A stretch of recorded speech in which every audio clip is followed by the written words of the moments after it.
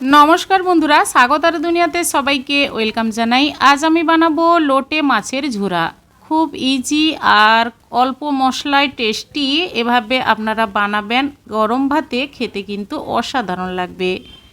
लोटे माछेर झुरी बानानोर जन्य सबार प्रथमे किन्तु आमी नियेछि लोटे माछ। लोटे माछ भालोभाবে केटे धुए परिष्कार करे जल झरिए निये नियेछि। आर लागছে कोचानो पेঁয়াজ नियेछि दुटो बड़ो साइजेर, पेঁয়াজটা একটু বেশি নিয়েছি। রসুন পেস্ট করে নিয়েছি, কাঁচা লঙ্কা কোচানো।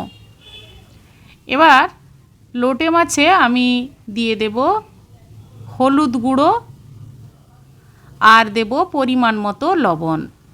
লবণটা আমি এখানে কিন্তু একদম মাছের সঙ্গে যে লবণটা দেব রান্নাতেও কিন্তু আর কোনো লবণ ব্যবহার করব না। আর এমনিতেই লোটে মাছে অল্প লবণ দিতে হয়, তা না হলে লবণের পরিমাণ বেশি হয়ে যাবে।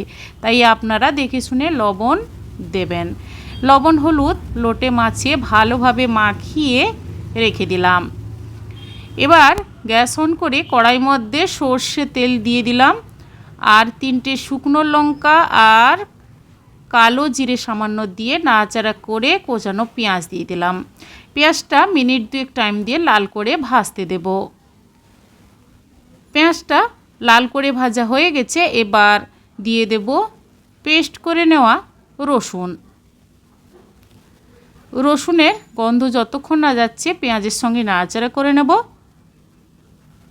এরপর দিয়ে দেব হলুদ গুঁড়ো, ঝাল লঙ্কার গুঁড়ো 1 table spoon, half table spoon Kashmiri লঙ্কার গুঁড়ো দিলাম।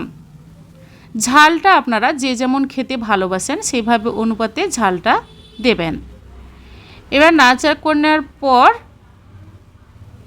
নুন হলুদ মেখে রাখা লোটে মাছ আস্তে আস্তে করে কড়াইয়ের মধ্যে দিয়ে দেব।